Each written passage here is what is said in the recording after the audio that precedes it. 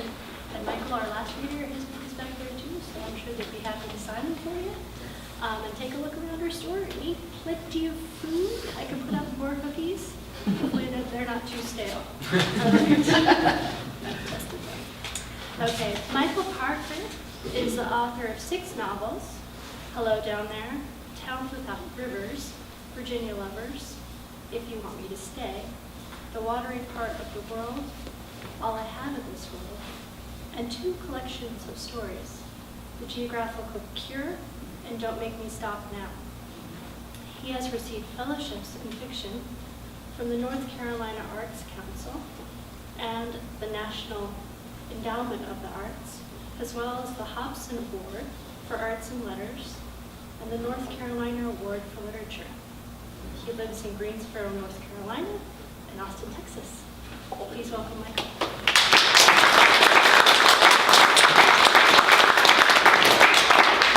Much. Thanks to Malvern for having us. It's been great. And thanks to you guys for coming out. And I want to thank my readers from whom I've learned so much. First of all, I learned that a part of me really would like a woolly bird. It's the part I don't usually, it's the part I'm not going to talk about. It's the part I'm going to hide. And also, I learned how much I hate Henry Kissinger. I totally forgot. I learned he has a tramp stamp. That part's true, right? Yeah, I got mine too. You got yours too. Okay, Matthew. Kissinger, a tramp stamp. My book is really short and the stories are really short, so I'm only going to be up here for a short time. This is a book of stories that are between 2 and 4 pages, and I'm not that crazy about all the titles for short things, like the short of the microfiction or the sudden fiction, so I just call them little tiny stories. And I'm going to read 2. And the first is called Concession. It was said about the blind, can y'all hear me in the back? Is that why I'm shouting? It was said about the blind woman who ran the concession stand in the lobby of the county courthouse that she could tell by touch the difference between a $1 and a $5 bill. Judges, lawyers, felons, and their long-suffering kin spoke of her so-called 6th sense. She was aware of the rumor, which she attributed to ignorance. She understood why people might wonder not only how a blind woman managed to get on all by herself in this world, but specifically how she managed to make a living selling nabs and peanuts and Sprites to a clientele most likely to cheat her out of an honest buck: judges, lawyers, felons, and their long-suffering kin. Money, to her, was dirty paper. She did not care for the feel of it. And of course she could divine no difference between denominations. It was the breathing of her dog, Heath, stretched out on the tile beneath her feet, which prompted her to accept or reject a bill. Heath could smell a cheat. To Heath she owed most everything. He allowed her to live on her own, guiding her the 3 blocks between her apartment and the courthouse. He knew the way to the market, the beauty parlor. Without him, she'd be back living with her sister Edna and those 4 kids and her surly brother-in-law Kirk. Without Heath, all because of Heath, and yet he beyond irritated her, Heath. She sometimes maybe despised him just a little. Always on the job, always right, knew the way, kept her safe, kept her lying, thieving, cheating, murdering clients honest. Go sleep in the kitchen, she said to him some nights as he panted on the rug by her bed. She had been known to say uglier things. In public, though, at work, she was all sugar, feeding him treats and using her "aren't you a sweetie" voice, which she copied from Edna back when Edna had her first child and was still thinking that babies were cute. Would they even believe her if she said it was Heath had the magic? They look at her and see a woman rescued, a woman who, Heathless, would be at the mercy of her family or the state. But one day a boy, he sounded like he might be in his late teens, came up and asked could he pet Heath. She said what she always said, no matter who asked. Unlike you or me, he can work and get rubbed on at the same time. She felt the boy bend to pet Heath and heard Heath's breathing alter before deciding the boy was okay. But the boy said something so purely surprising it rose right up to her. "What do you reckon he dreams about?" She listened to Heath's ragged breath. She thought about him panting by her bed at night. A blind woman dreams same as a sighted one. Why not a dog? He never did get to run loose. She let him off his leash. He ran amok in what she had heard books call the wilderness. In a pasture, he chased some cows. He came to a creek. He leapt and he bounded, taunting squirrels and bees. It did not appear to bother Heath that he would never catch the squirrel, the moth, the next door cat. In his dreams, purpose had no place, nor did time or anything that reminded him of the leash tethering him to his charge. The boy's voice rose again like a blast of cold air from the courthouse door sighing slowly closed in winter. He wanted to know, now, what she thought he was dreaming about. It seemed to bother the boy, her silence. She felt that not even hazarding a guess about Heath's dreams was perhaps her highest form of respect.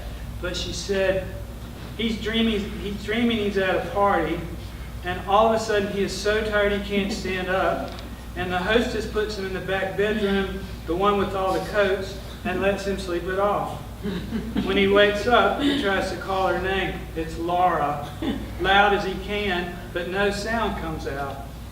Finally, she comes to check on him, and he tells her his sister gave him an aspirin, but it must have been some kind of dope. Laura doesn't believe him, and he wishes he'd never said anything about dope. He gets her to help him up off the bed, but he's all bent over still. His head's lying on his shoulder like it's broken. She stopped. She thought the boy would say, "Wait, he has a man's dream instead of a dog's dream?"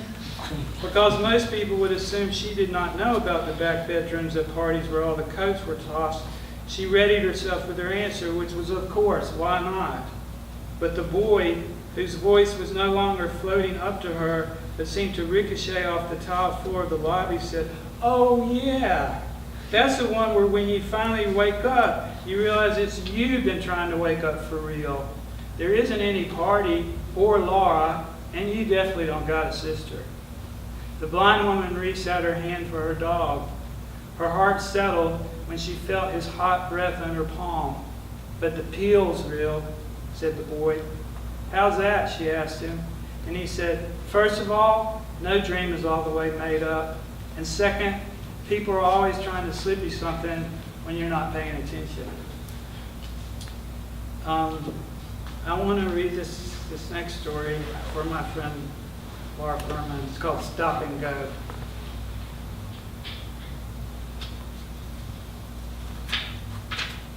Every day but Sunday he dresses in the uniform of his former profession. Red camel khaki-colored work clothes, steel-toed brogans, a thin windbreaker zipped to the Adam's apple if there is a shadowy sweetness in the morning breeze. He rises before dawn, lights the pilot of the kerosene stove in winter, lets the dogs out, careful not to slap the screen door. He sits at the kitchen table drinking instant coffee, black, from the same styrofoam cup for an hour until his wife rises and fries breakfast wordlessly in her housecoat. Neither of his sons wanted to take over the farm, and his daughter moved up to Raleigh to work in a bank, and he doesn't understand a good 3/4 of the things he hears people say. Commercials on television perplex him. There doesn't seem to be any logic to them. They begin in the middle, and it's never quite clear to him what it is they're even advertising. He stands in the backyard looking out over the fields he leases now to an outfit out of Vacc, Delaware, working a pick between his teeth, dogs at his feet. Maybe I have outlived time. Soon there will be no such thing as Jude, the thing he once had to rouse himself early from bed to get it done before the sun burns the dew off. They'll do away with that too. In the war, he had been walking through a French forest pretending he was back home quail hunting in Beeman's Woods with his cousins when he took 2 bullets, one through the palm of his hand, another in the shoulder, shattering his clavicle. The Germans pinned him down at the edge of the field for 16 hours. Mortar rounds exploded the trees above him, turning tree limbs into tiny, deadly slivers. It grew dark, and so cold he bit a wadded-up sleeve to quiet the chatter of his teeth. He lay there hoping he would freeze to death before he bled out, because he had heard a frozen man just fell finally asleep. But some old boy came along, picked him up, and slung him over his shoulder like a sack of fertilizer and took him deeper into the woods. He laid him down and stripped off his clothes and bound his wounds with tourniquets. Then he took his own clothes off and zipped 2 bags together, and because of the heat coming off that boy's body, here he was, back home, pondering the disappearance of Jude. He'd only been with his wife, one woman, in 70 years, and all he had to compare the feel of her body to on a morning when the windows were frosty and the radiators clanked on was that boy who was all muscle and hairy. It felt like a sin to still retain the memory of the roughness of the boy's cheek when in the night it grazed the back of his neck, but this wasn't the worst thing. Nor was getting shot at and lying alone in the cold and dark trying to choose which way to die. Later, by the time he got back across the water to France, Hitler was dead. He figured the whole thing was over and he could go on home. Instead, they sent him to supervise the POWs whose job it was to clean out one of those camps, Dachau. He saw a lot of things during that detail he'd just soon forget, worse things than when he was getting shot at. But it wasn't what they hauled out of there that got to him. After they liberated the place, men and women were camped outside the gates. His captain sent him around with an interpreter to tell them they were free to leave. But the next morning, there they were again, sitting around a fire, dirty, skinny as saplings, eating the sea rations they gave them. Morning after, same thing. He asked his captain why they were still there. Roma, said the captain, gypsies. They ain't got no home. Here's as good as the next place to them. When the sun has burned off the dew, he climbs in his pickup and motors, slow as a combine, the half-mile down to the stop and go. He knows it is just spite causing him to keep from shifting out of second gear.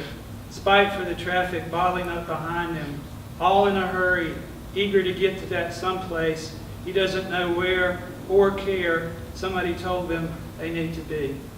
Thanks so much. Thanks.